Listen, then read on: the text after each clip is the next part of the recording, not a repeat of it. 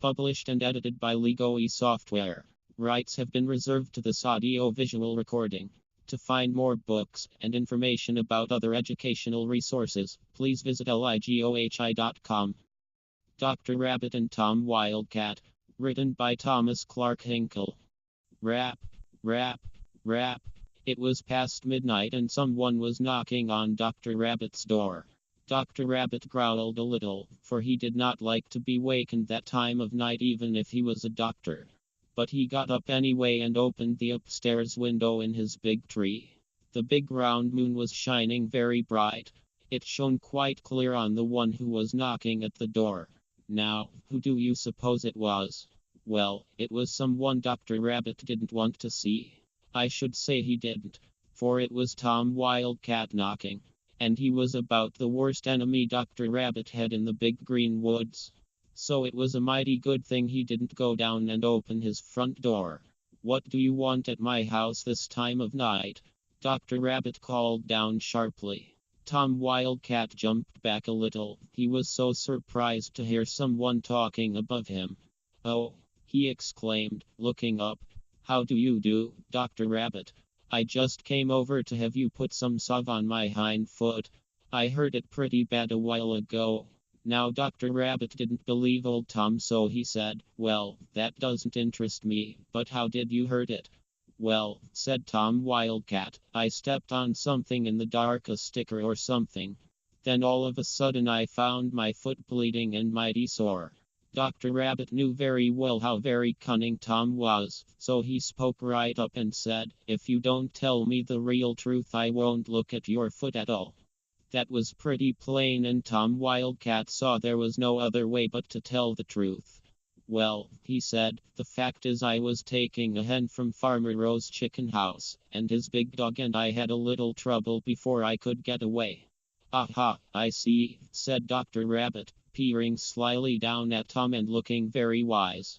Well, I'll just shut my window and you can come up. You'll find a small hole under the window. Put your foot through it and I'll look at it. Then Dr. Rabbit shut the window, locked it, and sat down to wait. Tom grumbled more than a little about having to climb the tree with his sore foot, but as there was no other way he began pulling and clawing into the bark, and up he went. Every now and then he hurt his foot against the tree and would have to stop. This made him pretty mad. But by and by he got up to the window and there he stopped to rest a bit and get his breath.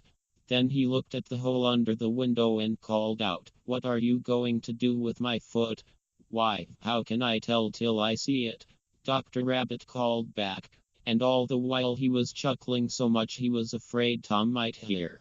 After thinking it over, Tom had decided that perhaps he could put his foot through the hole and at the same time look through the window and see what Dr. Rabbit was doing. But there was no way he could do this. So he turned round with his head down and held on to the bark of the tree while he put his foot through the hole under the window. Dr. Rabbit saw right away that Tom Wildcat's foot really was sore, but it wasn't very bad. So chuckling more than ever, he went to his medicine closet and got out a box of salve. Salve was what Dr. Rabbit called his hot medicine. It would cure a sore foot all right, but it certainly was hot.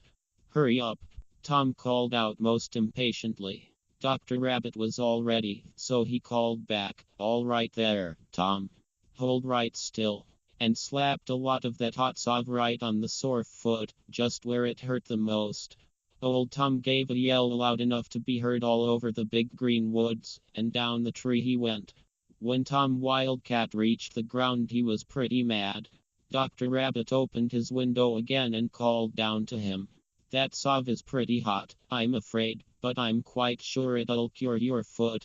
"Yes, sir, it's pretty hot, but it's just the right kind of salve for a wildcat." "Well, maybe it is," growled Tom Wildcat between his teeth. Then, thinking perhaps the salve would cure his foot and that by and by he might deceive Dr. Rabbit, he added, in a very pleasant tone, "I'm very much obliged to you, Dr. Rabbit." "Good night." "Good night to you, Tom," Dr. Rabbit said, still chuckling to himself as he closed his window and locked it. Dr. Rabbit was wide awake now and did not care to go back to bed. So he put on his light coat and soft slippers and sat down in his big rocking chair. Then he had a good laugh when he thought of the way Tom Wildcat yelped as he went down the tree. But pretty soon Dr. Rabbit stopped rocking and sat up very straight and listened. Yes, sir. There was someone mumbling in the little thicket near his back door. Dr. Rabbit got up and quietly slipped down his stairway. He crept close to his kitchen door and listened. It was just as he thought. Tom Wildcat was out there, talking and laughing to himself. He was saying, "My foot surely does burn, but I know it's going to be better." After a minute he went on, "I believe I'll rest here a little. I might just as well. Ha! That fat old Dr. Rabbit is in bed sleeping his head off. He thinks he's pretty cunning, but he's not half as cunning as I am. Ha! I should say not. Yes, I'll just rest here for a bit and think about the really, truly dinner I'm going to have. Jack Rabbit surely will make a fine one. Indeed he will." When Dr. Rabbit heard Tom Wildcat say he was going to have his friend Jack Rabbit for dinner, he listened with all his ears to hear, if possible, how Tom expected to catch poor innocent Jack Rabbit.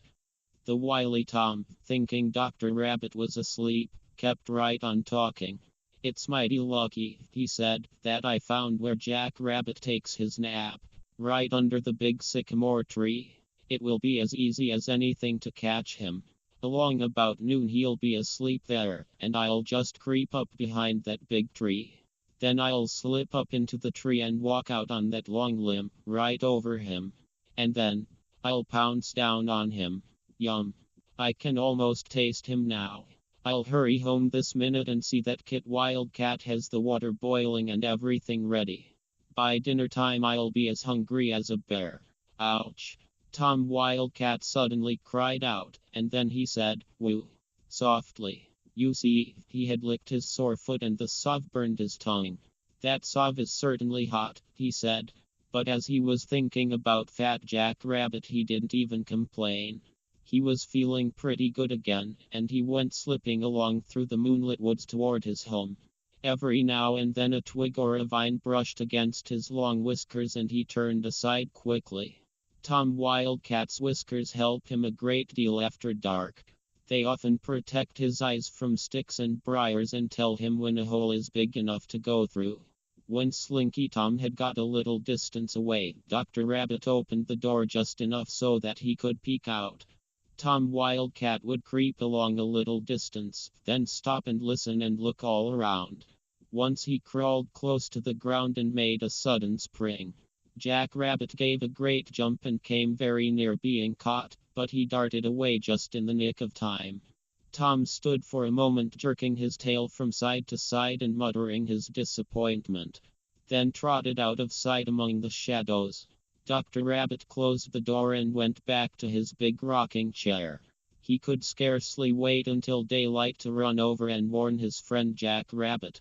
Dr. Rabbit knew well enough that there was a nice sunny spot under the big sycamore tree at the edge of the big green woods, and he knew Jack Rabbit often stretched out to sun himself there after he had eaten some of the tender blue grass. The fact was, Dr. Rabbit himself had stretched out there a number of times. Dr. Rabbit didn't even wait to get breakfast. Just as soon as it began to be daylight, he started through the woods to see Jack Rabbit, out on the wide prairie. "I certainly hope I shall find friend Jack at home," Dr. Rabbit said as he hurried along. It was a pretty long distance from Dr. Rabbit's home in the big tree to Jack Rabbit's home out in the wide prairie. As Dr. Rabbit went along through the big green woods, he moved watchful alike, because he thought Tom Wildcat might be prowling around almost anywhere. When there was a nice open glade in the woods, Dr. Rabbit went hoppity, hoppity, hoppity, as fast as his legs would carry him, and he held his ears flat to his head too, for that's the way Dr. Rabbit and all other rabbits hold their ears when they run very fast. Then he would stop and prick up his ears and listen for the least sound. Presently he met Blue Jay. "Good morning, Dr. Rabbit." Blue Jay cried out, a great deal louder than Dr. Rabbit wished. Dr. Rabbit said softly, "Good morning, Blue Jay," but not so loud. "Tom Wildcat might, where is he?" Blue Jay interrupted, and his voice trembled with fear and anger. "Please speak softly," Dr. Rabbit warned again. "I don't know just exactly where he is now, but he was prowling around my house last night. And yesterday," poor Blue Jay interrupted again, "he was prowling around my house. I came home just in time to hear Jenny Jay screaming her loudest because he had nearly caught her. And then what do you suppose he did? He ate every egg we had in our nest. We wanted to peck his eyes out, but we didn't dare to get close enough. We are building a new nest in another tree now, and I'm watching for Tom Wildcat every minute. I just want to tell him what I think of him." "Don't talk so loud, please, Blue Jay," Dr. Rabbit said again, in a low voice. "He might be around close, and I don't want him to see me, especially just at this time. I'm on my way to see Jack Rabbit on very important business. Now, Blue Jay, slip around as quick as you can and tell Stubby Woodchuck and Chippy Chipmunk, and our other friends, that Tom Wildcat is in the big green woods again, and very hungry too. I have thought of a way to get rid of him, perhaps, but first I shall have to see whether my plan works out." And without taking time to say another word, Dr. Rabbit hurried away through the woods toward Jack Rabbit's home. Blue Jay flew straight to the stump where Stubby Woodchuck lived and told him to look out for Tom Wildcat. Then he went around and told Chippy Chipmunk, and Robin the Red, and Chatty Red Squirrel. They told their neighbors, so that in a little time they all were talking and thinking about Tom Wildcat. You see, all the little creatures of the big green woods are dreadfully afraid of old Tom Wildcat, because not only can he spring quickly on the ground, but he can climb trees very swiftly.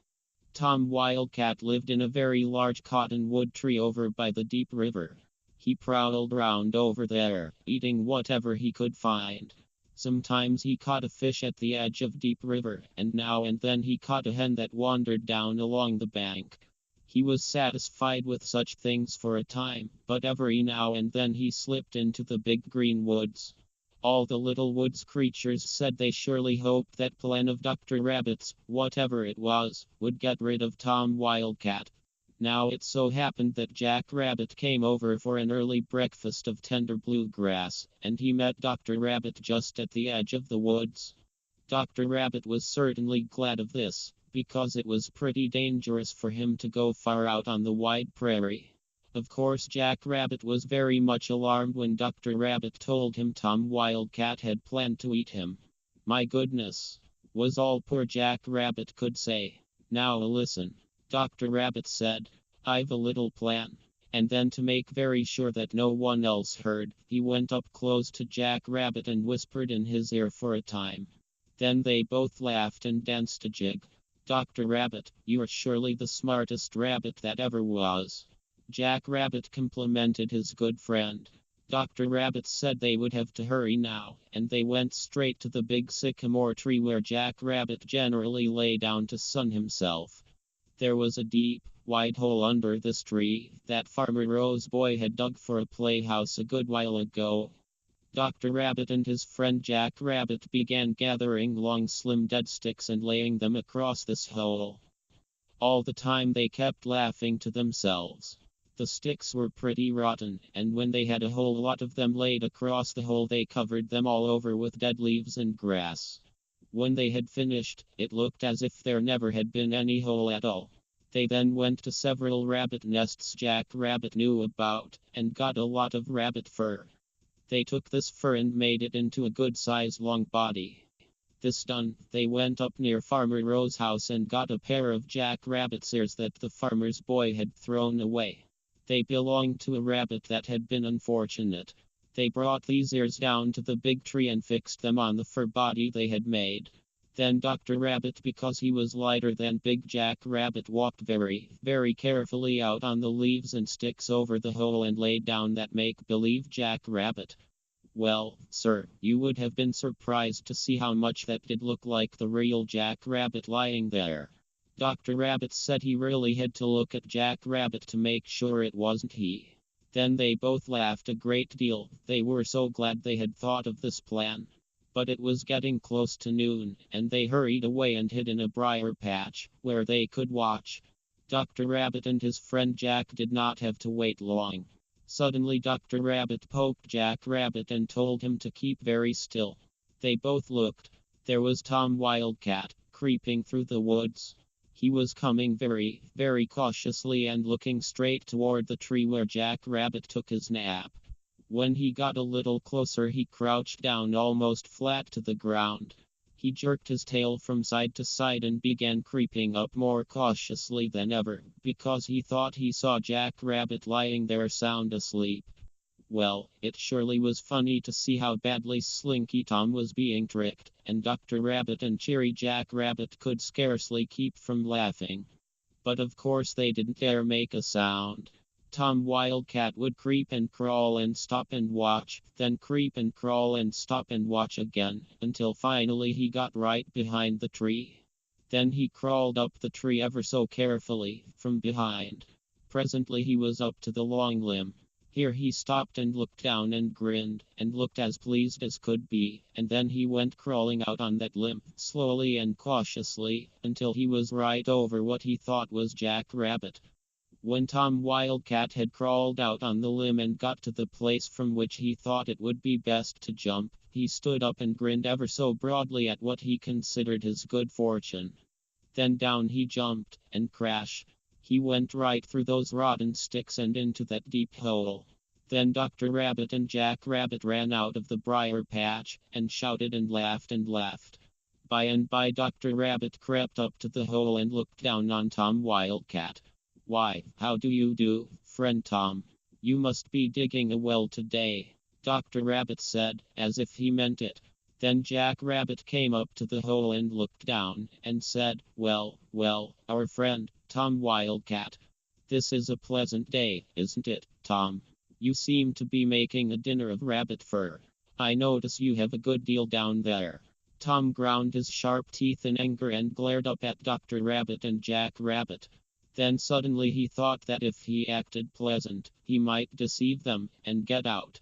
He smiled up as politely as anybody, and said, "Oh, I can get out easily, if I want to, but I'll always be the best of friends with you if you will just drop down that small log that I noticed up there by the tree." The fact is, I rather enjoy the joke. But now that we've had a good time, I know you won't mind slipping that log down end first. Then we can fix this hole up again, and play a good joke on some of our other friends. And Tom Wildcat smiled and looked so pleasant that it seemed as if he were as kind and good as anybody. But Dr. Rabbit and Jack Rabbit just chuckled to themselves, and Dr. Rabbit said, "Oh, we won't trouble ourselves with getting you the log, smarty Wildcat. You can get out easily, if you want to." Then Dr. Rabbit and Jolly Jack Rabbit both laughed right out loud, and Jack Rabbit said cheerfully, "No, Tom, we won't bother about that log, because you can get out so easily if you want to." "Yes, of course he can," laughed Dr. Rabbit. "Well, I hope you enjoy your juicy dinner of rabbit fur, Tom. You have a lot of it down there." "Ha! Good day, Thomas." And away went Dr. Rabbit and his friend Jack Rabbit to tell all their little woods neighbors about getting Tom Wildcat into a deep hole where he could not get out. In a short time everyone knew what had happened, and that afternoon Tom Wildcat found out what all the little creatures of the big green woods thought of him. When Blue Jay and Jenny Jay heard of it, they flew straight to the limb over Tom's head and scolded him for as long as they wished. "He's a thief. He ate my eggs," Jenny Jay shouted. "I don't like him." Chatty Red Squirrel barked out angrily from a limb overhead. "He's as mean as he can be. I don't like him either." Cheepy Chipmunk frisked up to the hole and away again, because he was afraid even to look at Tom Wildcat. But all the time he was frisking back and forth, Saucy Cheepy scolded as hard as he could. Stubby Woodchuck sat on a nearby stump and poured forth his scorn for Tom Wildcat. Cockcrow and Robin the Red threatened from the tree where they were perched. And all afternoon the little creatures of the big green woods nagged old Tom and told him he was the ugliest and meanest person that ever lived. After a while there were so many little creatures around the hole and in the tree over it, all scolding at the same time, that Tom Wildcat nearly went deaf because of the noise. He put his paws over his ears and ground his teeth in rage. But once or twice Tom Wildcat jumped so high he nearly jumped out, and that scared everyone dreadfully. After he sprang as high as he could and found he could not get out, he sat down in that hole and just growled and growled. The little creatures thought they had better be going then. For, even if Tom Wildcat was down in that hole, he might get out. And his growls, they were terrible. So they all scampered away. All the little creatures surely were glad that Tom Wildcat had fallen down into the deep hole. They held a big meeting that night in Dr. Rabbit's front yard, and talked the matter over. While they talked, however, Dr. Rabbit sent Jack Rabbit to a place near the hole, because, Dr. Rabbit said to his friends, old Thomas is mighty cunning, and he might manage somehow to get out. And if he should happen to scramble out, well, he'd be pretty angry, and pretty hungry, too.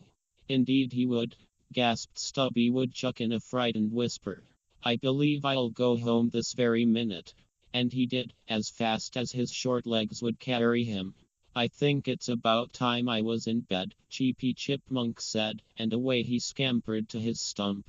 That broke up the meeting, and every one of them hurried to his home. Pretty soon Jack Rabbit came hopping back to report to Dr. Rabbit. He's still in the hole, Jack Rabbit said. I don't think he can get out. I have a long way to go before I reach home, and I guess I'd better be going. I told Mrs. Jack Rabbit I wouldn't be out late. I'll see you in the morning, Doctor. And with that Jack Rabbit started off on a run, and went like a streak through the woods toward the wide prairie. The next morning, a little after daylight, Dr. Rabbit was awakened by the loud, harsh cries of Blue Jay, just outside the upstairs window. Dr. Rabbit hurried out. He's out and he's gone, Blue Jay shouted. Tom Wildcat is out of that hole. I just came from there this minute. He is? Dr. Rabbit exclaimed in a frightened voice. Yes, sir, he is, Blue Jay replied, all in a flutter of excitement. Dr. Rabbit scratched his head in wonder. I was just a little afraid of that, he said half to himself, because old Tom is certainly cunning. But I wonder how he got out.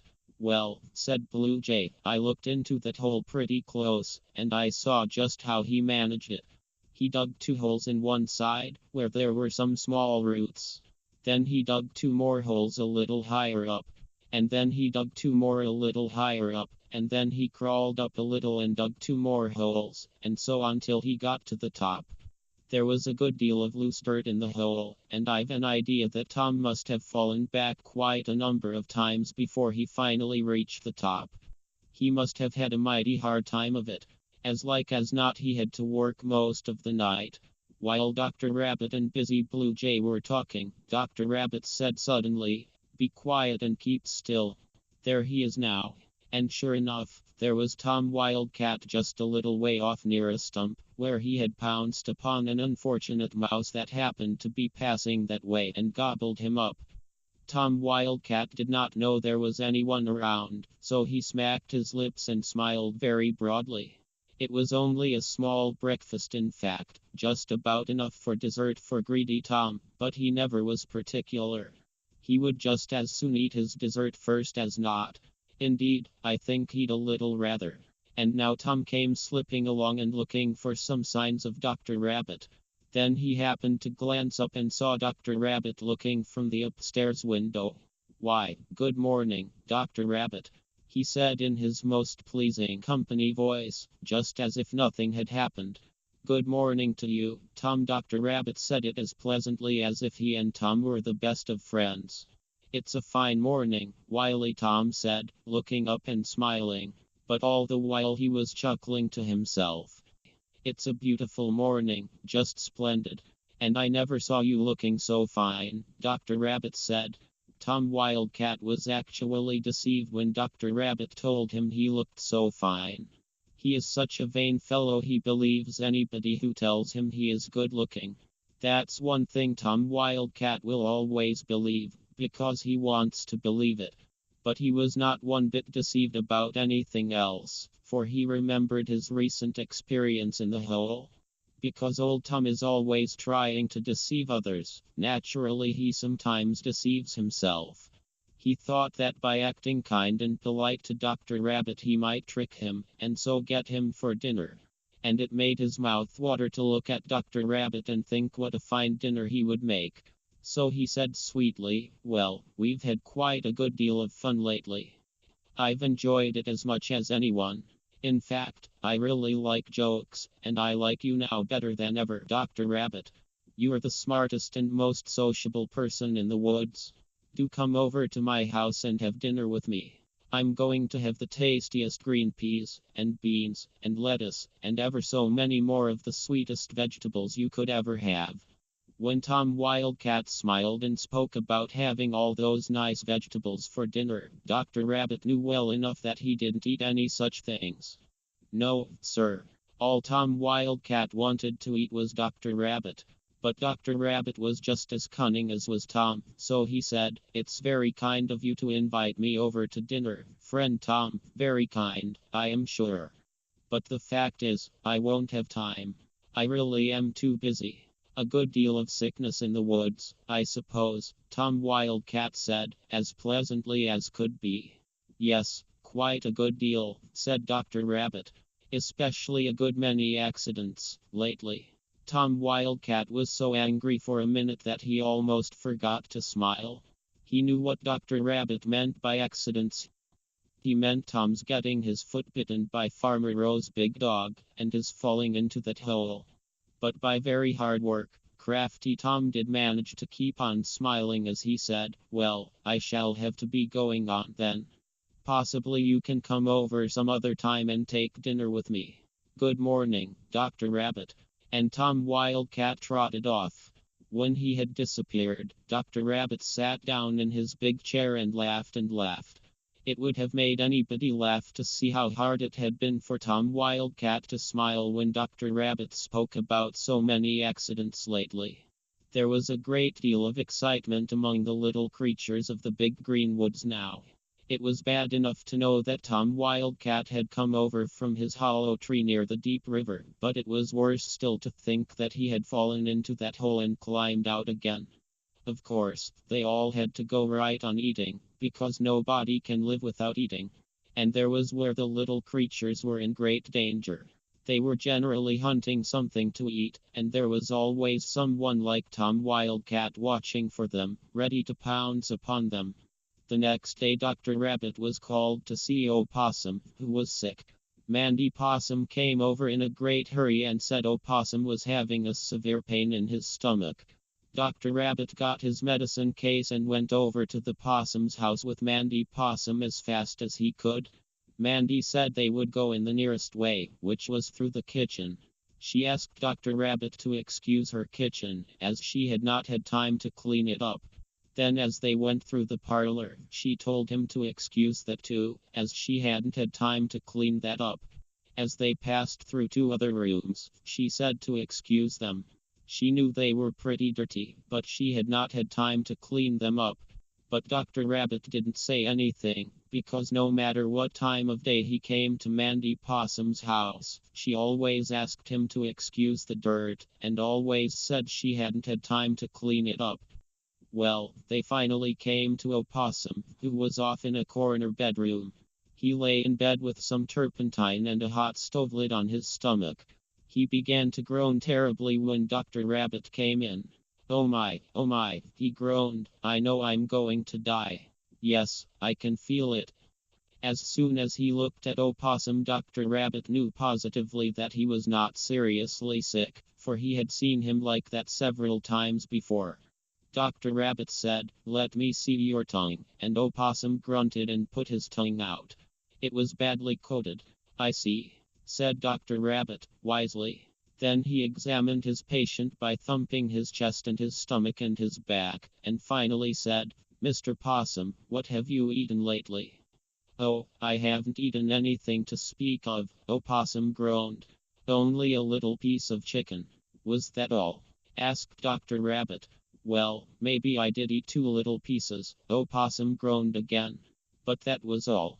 He ate a little pudding, too, Doctor, ventured Mandy Possum, timidly. How much? Dr. Rabbit asked. Just the smallest bit, Opossum began, but Dr. Rabbit interrupted him with, exactly how much? Oh, not more than a small bowlful. I see, I see, exclaimed Dr. Rabbit, smiling, and his bright eyes twinkled.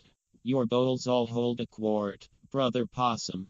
A bowl of pudding, two big pieces of chicken, some pie and some cake, and a plate of dumplings Mrs. Possum had left over from yesterday. And Dr. Rabbit laughed, while Opossum looked very, very much surprised, because that was exactly what he had eaten, and he wondered how Dr. Rabbit could tell. The fact is, Dr. Rabbit said, you have been making a pig of yourself, and you have acute indigestion. Here, friend Possum. Take this tablespoonful of medicine. Opossum swallowed the medicine, and then coughed and choked, and said, That's the nastiest tasting medicine I ever swallowed. Mandy, my dear, I'll have to trouble you for a drink of water. After he had taken the water, he said he felt a great deal better. I can feel that medicine taking right hold, he said. Yes, sir, I can feel it, and I certainly am better. Dr. Rabbit looked with a wise glance over his glasses at Mandy Possum, and said, Give him a tablespoonful of the medicine every hour until he has taken 5 doses. And he must not eat a thing for 2 whole days. Now, that's pretty tough, sighed Opossum. He was already thinking about a big fat hen that Mandy Possum was going to cook that very day. But Opossum said he realized he would have to do what the doctor ordered, and that ended it. Just then there was a knock at the door. Sophie Woodchuck was there to say that Dr. Rabbit was wanted at her house at once, for Stubby Woodchuck was feeling pretty poorly.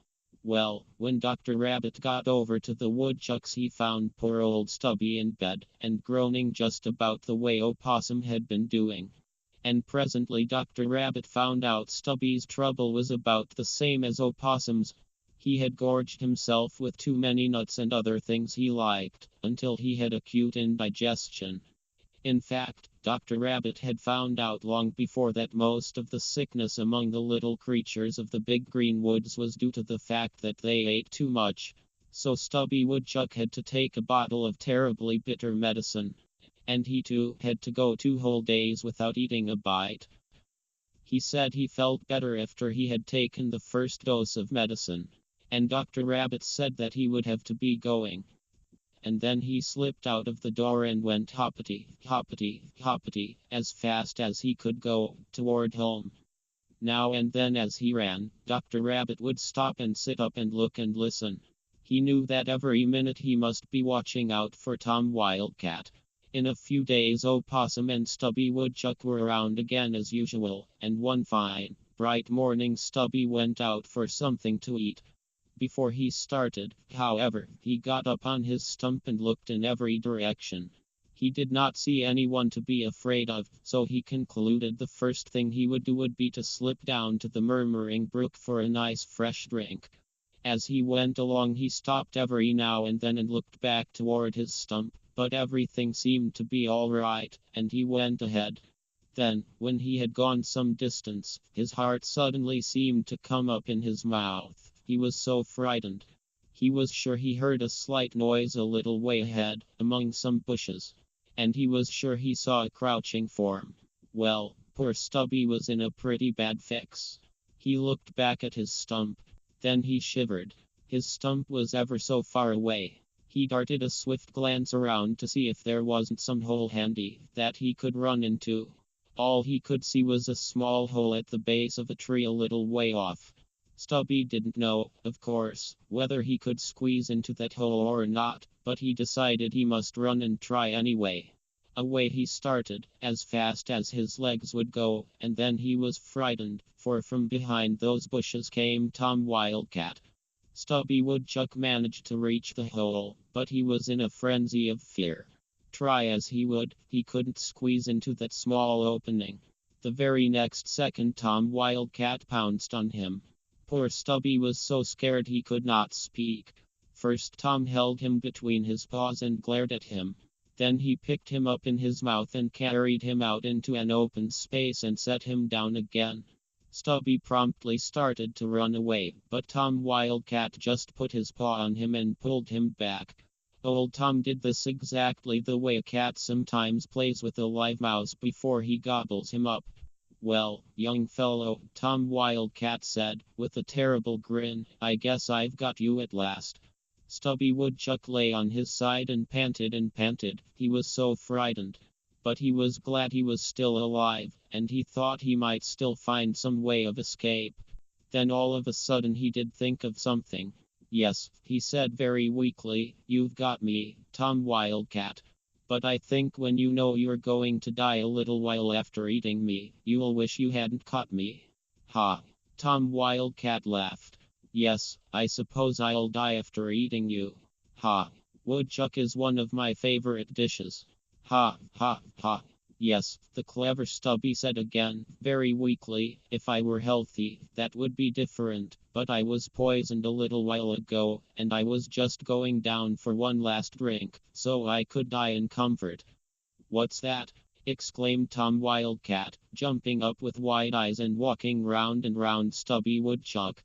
"How do you know you are poisoned?"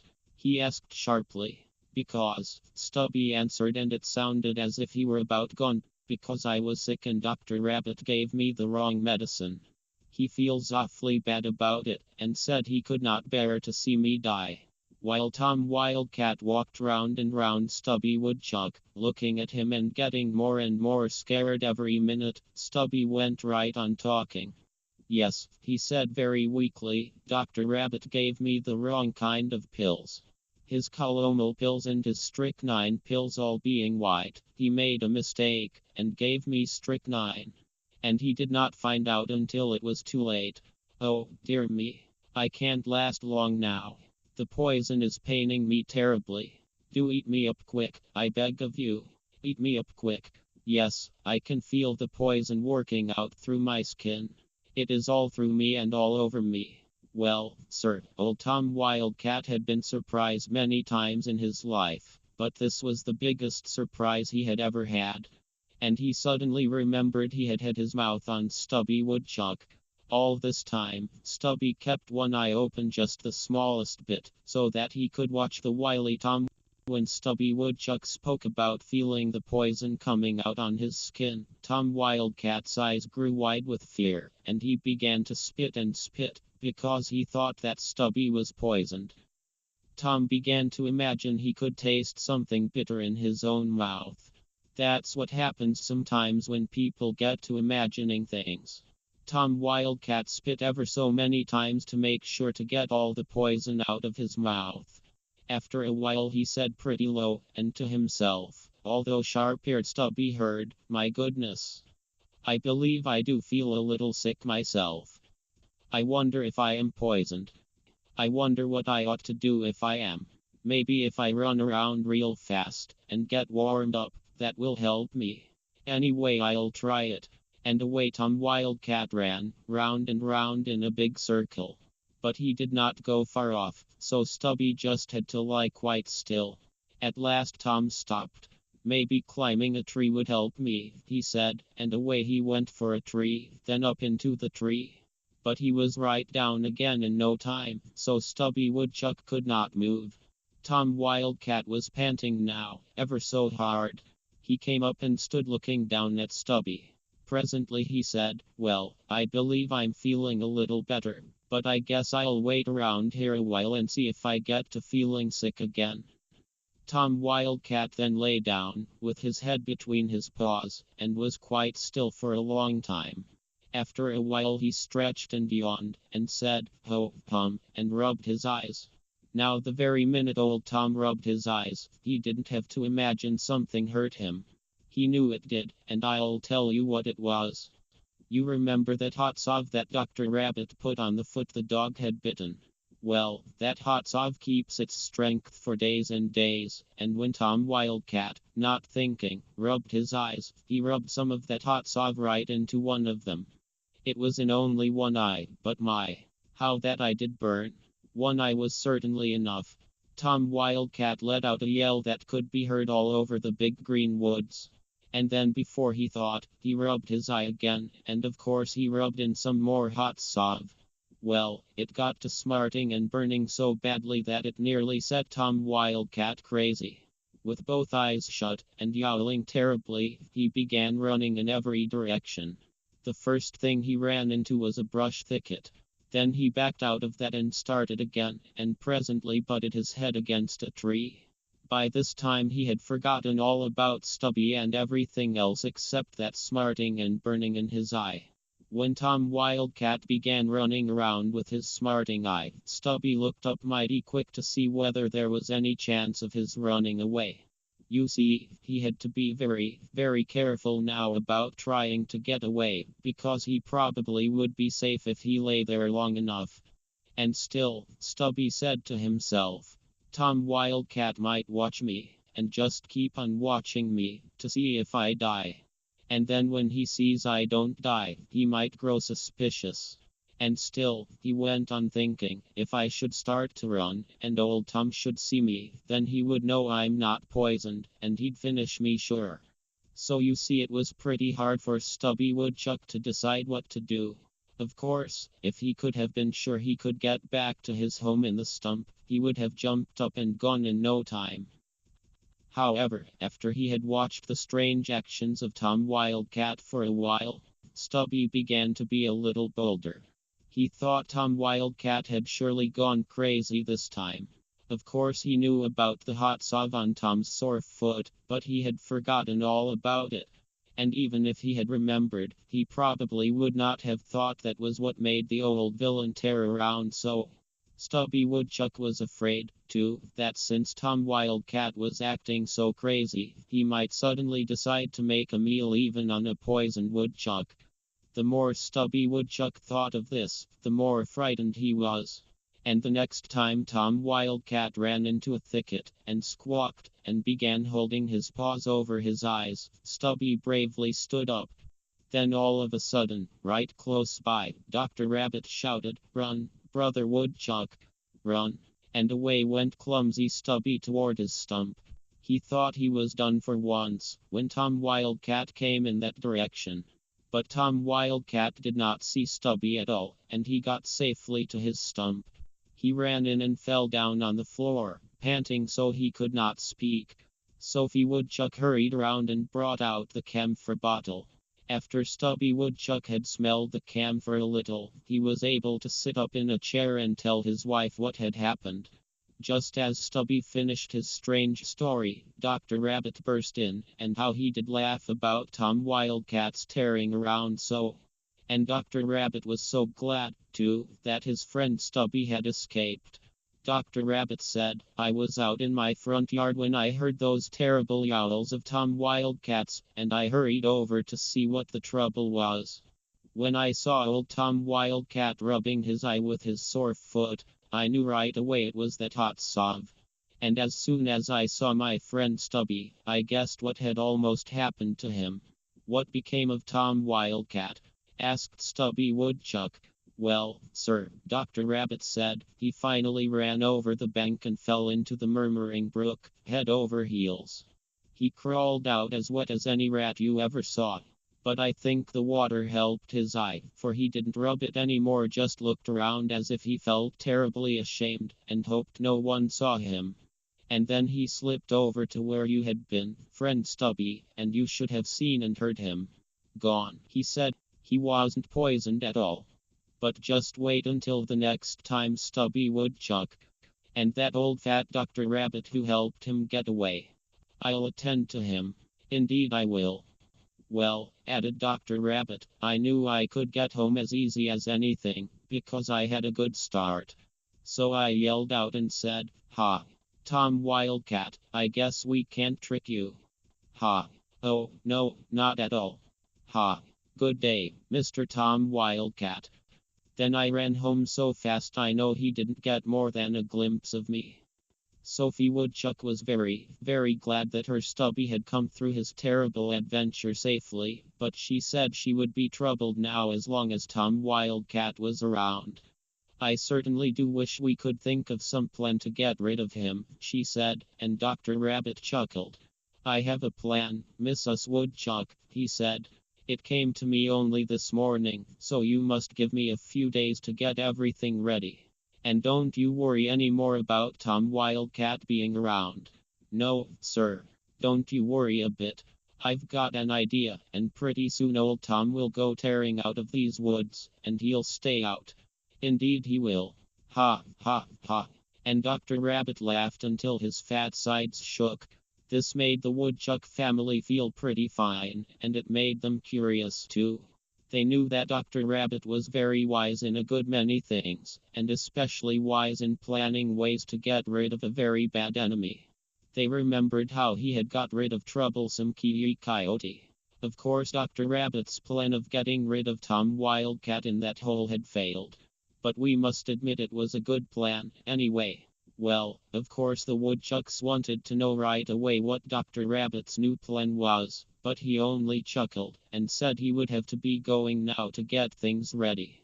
I'll need you and all our other friends and neighbors to help me, Dr. Rabbit said. None of you will have to do very much, but what you do, you must do exactly right.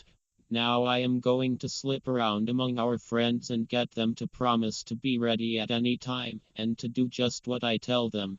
You certainly can count on us, exclaimed Stubby and Sophie, in the same breath. I was sure of that, Dr. Rabbit replied, and then bidding them a very good morning, he went swiftly away, hoppity, hoppity, to tell all the others.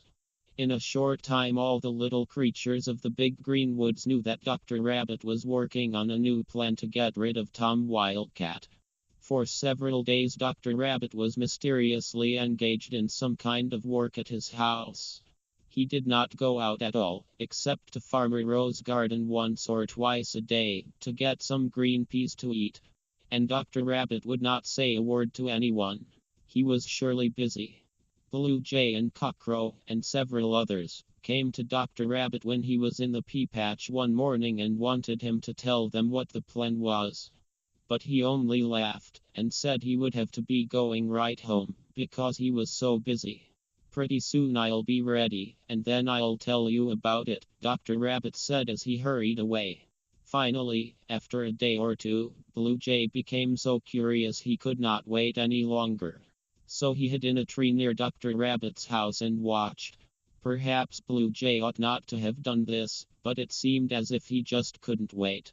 He hid in the tree and watched all day, but he did not see anything until along toward evening.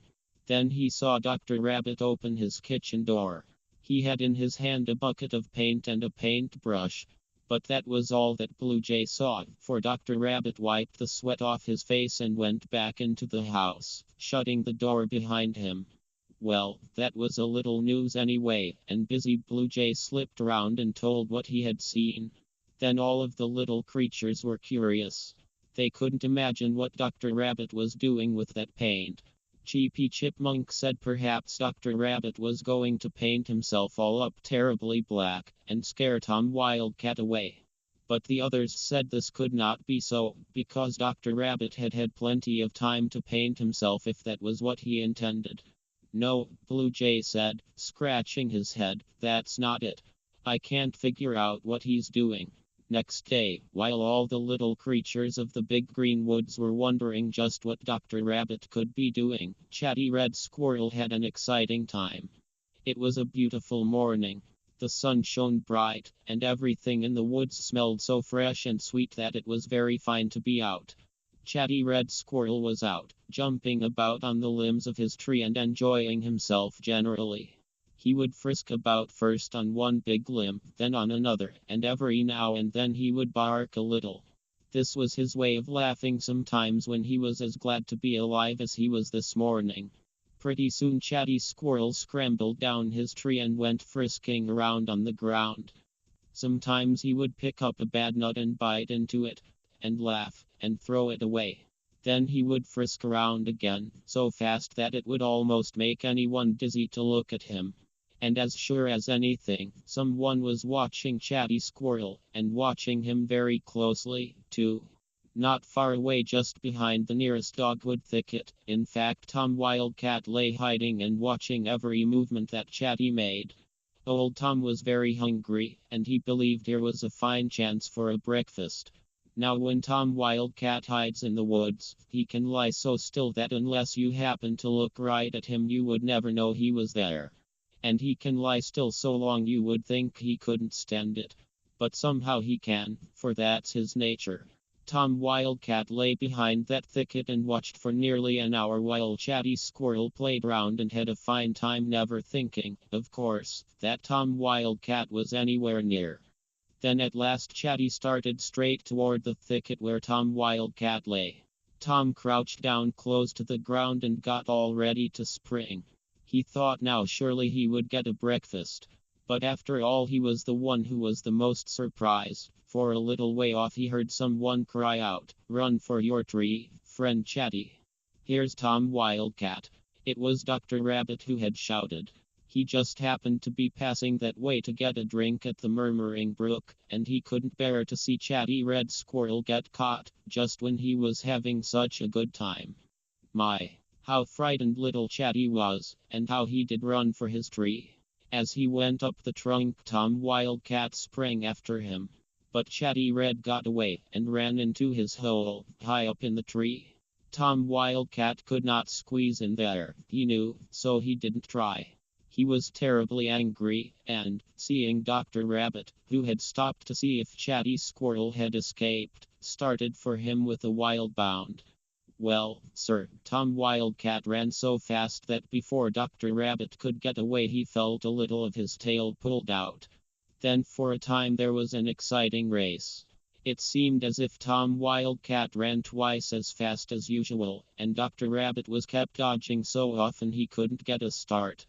But presently, when Dr. Rabbit made a sudden jump to one side, Tom couldn't quite stop in time, and he butted his head square against a tree.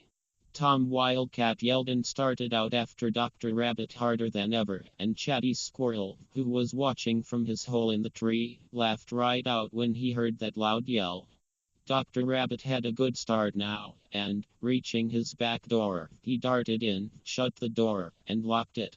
"My!" he exclaimed, when he was safe inside, "that certainly was a narrow escape for me. But I'm glad I happened along that way.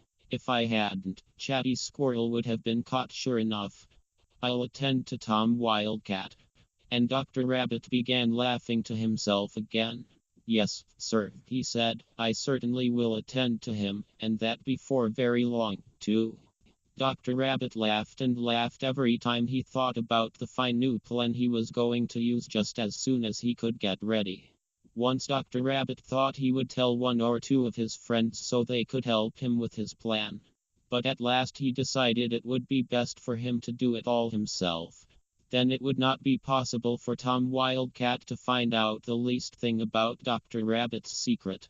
After Stubby Woodchuck had nearly lost his life, and after Chatty Red Squirrel had nearly lost his life, all the little creatures of the Big Green Woods were greatly excited. When things like this happen to them, they talk about nothing else for a time.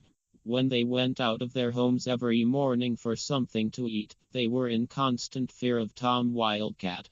One day Chippy Chipmunk said he was not getting more than half enough food, because he had to spend most of his time watching out. Blue Jay said it was the same in his case. He said that every time he started to pull a worm out of the ground, he had to stop several times and look around. And sometimes, he said, the worm would crawl back into the ground before he could get it.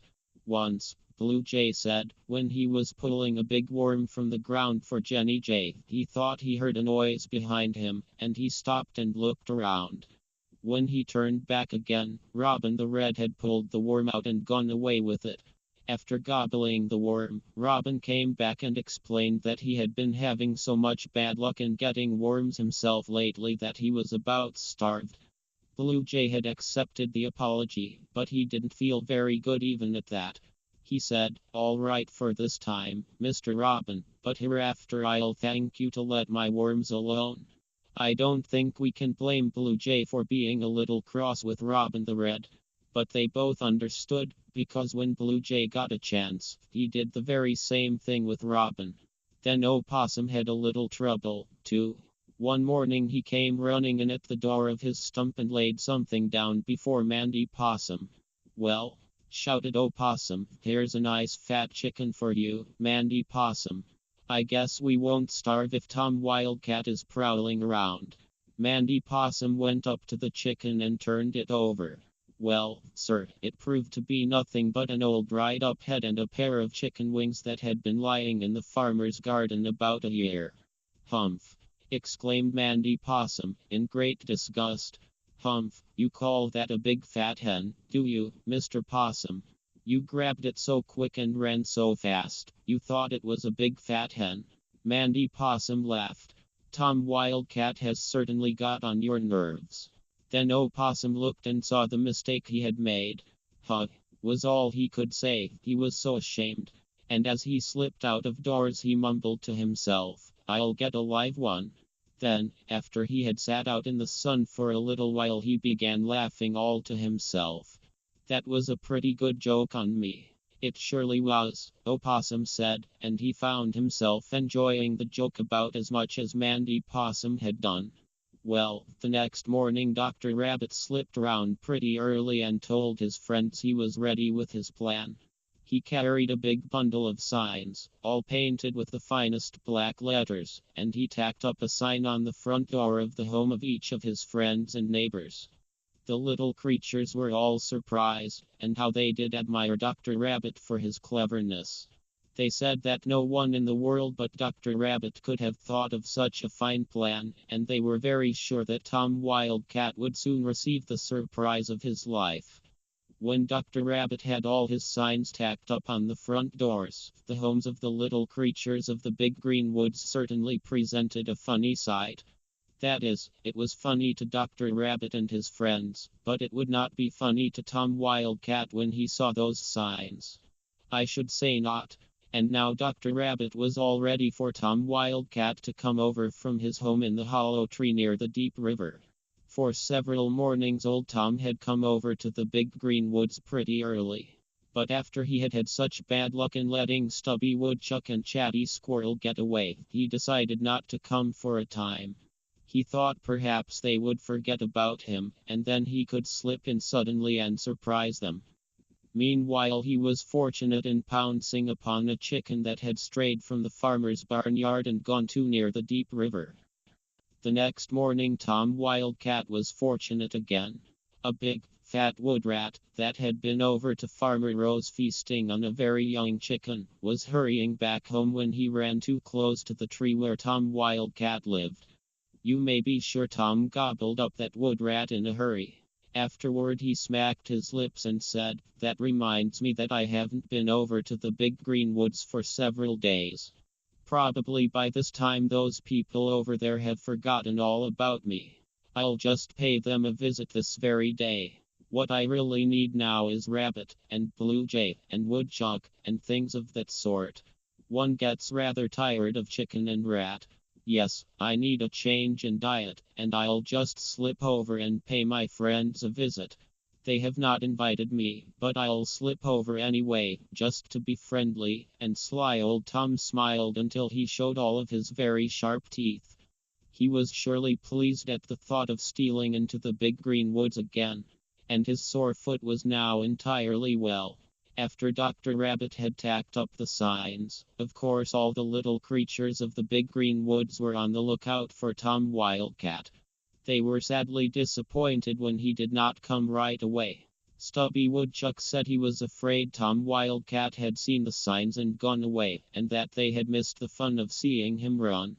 But Dr. Rabbit said he was sure that Tom had not been over since the signs were tacked up. He said that Blue Jay and Jenny Jay had taken turns and watched constantly, and that they had not found the least track of him. "He'll be over again. Don't you ever think he will not?" Dr. Rabbit told his friends, and continued, "He's just taking his meals somewhere else to trick us. Likely enough he's been paying some more visits to the farmer's chicken roosts. And about the time he thinks we have forgotten all about him, he'll be over here. You just watch and see." Well, the very day that Tom Wildcat said he believed he would go over to the big green woods, he did go. Yes, sir, he went. And with his mouth just watering for Stubby Woodchuck and several others. It so happened that he did not go the way he usually went. He thought he would slip in by another way and surprise one or two of the little creatures. In fact, he came slipping in the back way, and so did not see any of the signs on the front doors until he slipped around in front of the woodchuck's house. Now, as sly as Tom Wildcat had been, he had not been sly enough for Blue Jay and Jenny. They saw him coming, so they flew around quickly and told Dr. Rabbit and then all the other little creatures. Tom Wildcat read the sign on Stubby Woodchuck's door, and this is what it said. Cat cholera here. Come in and help. Well, you should have seen Tom's glary eyes when he read that sign. They almost popped out of his head, he was so scared. And then, just a little distance away, he read exactly the same thing on the chipmunk's door. And there was Cheepy Chipmunk, just outside his door, acting mighty strange. You see, Cheepy Chipmunk had been watching, and now he did exactly what Dr. Rabbit had told him to do. Little Cheepy acted terribly sick, and leaning up against his front door, where the sign was, he said loud enough so that Tom Wildcat could hear, "Oh, dear me. I'm so sick, and it's awful to have to die with this old cat cholera. But anyway, I hope Tom Wildcat gets it and dies from it. But I suppose he got it long ago, and is dead by this time. Yes, I suppose it was he who brought it over and gave it to us. Oh, it's terrible." And then Cheepy sank down to the ground and certainly looked as if he were breathing his last. Just then Mrs. Cheepy did what Dr. Rabbit had told her to do. She came staggering out of the house and fell down right beside Mr. Cheepy on the ground. "Oh, this cat cholera is awful, and we are all going to die, I know we are." She groaned and she acted as if she were about gone. Well, sir, when old Tom read those signs, and when he heard what the Cheepy Chipmunks said and saw how they acted, he certainly was scared. I should say he was scared. He was more scared than he had ever been in his life. You see, there is nothing in the whole wide world that Tom Wildcat is so much afraid of as cat cholera. He knew well enough that if he got that disease he wouldn't last long. So it is no wonder that he was scared. When Tom read those signs on Stubby Woodchuck's and Cheepy Chipmunk's doors, and when he saw how very sick the chipmunks acted, he started away from there that very minute. His big green eyes were very wide, and he kept looking back toward Cheepy Chipmunk's house, so that he did not notice where he was going, and the first thing he knew he bumped right into Opossum's house. And there on Opossum's door was a big sign in black letters reading, "Cat cholera here. Come in and help." Opossum's door was closed, but poor scared Tom heard a terrible groan inside. You see, Opossum had been looking out of his window and had seen Tom Wildcat coming. It was hard to groan when he did so want to laugh. Of course, Tom jumped away from Opossum's house in a hurry, and with eyes wider than ever, started to get out of the woods in another direction.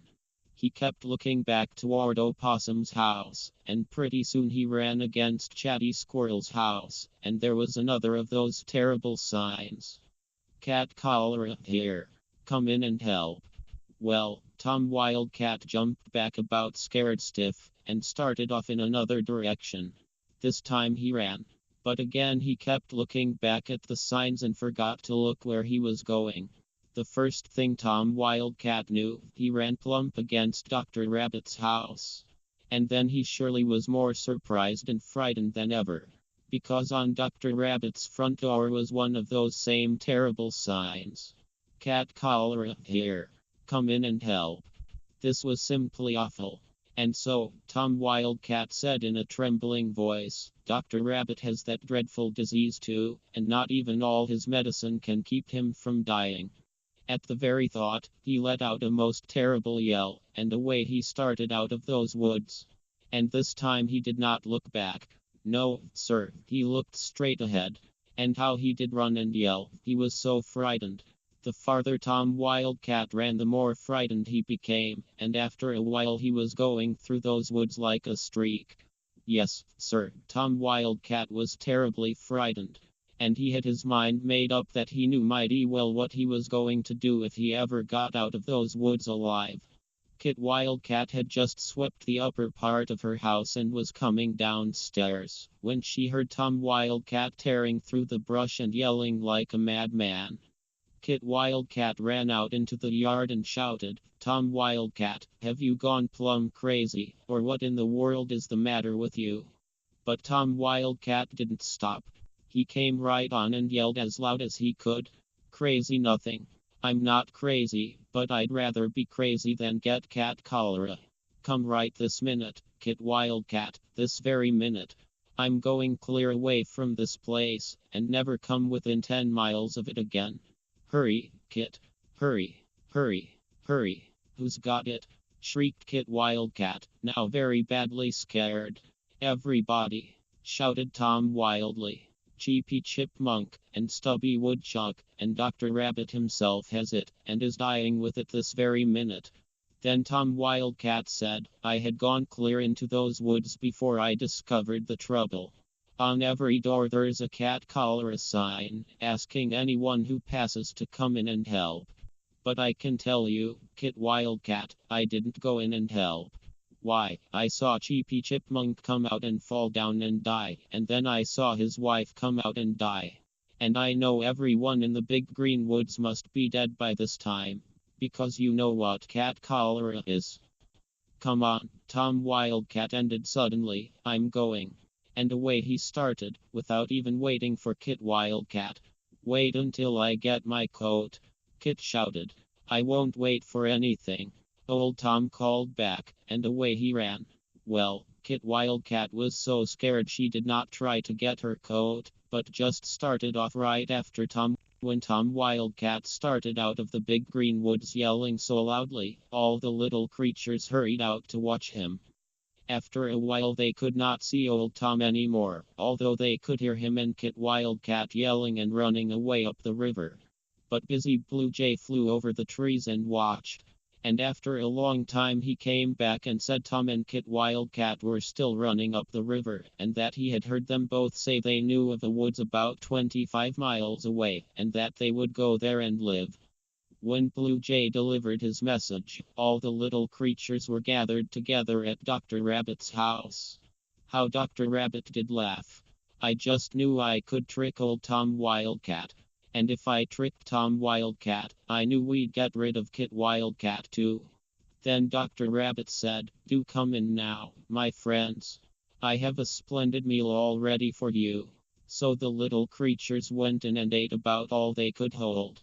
It certainly was fine to know that they could eat in so much comfort, and that Tom Wildcat had been run out of the big green woods forever. Published and edited by Ligohi Software. Rights have been reserved to this audio-visual recording. To find more books and information about other educational resources, please visit ligohi.com.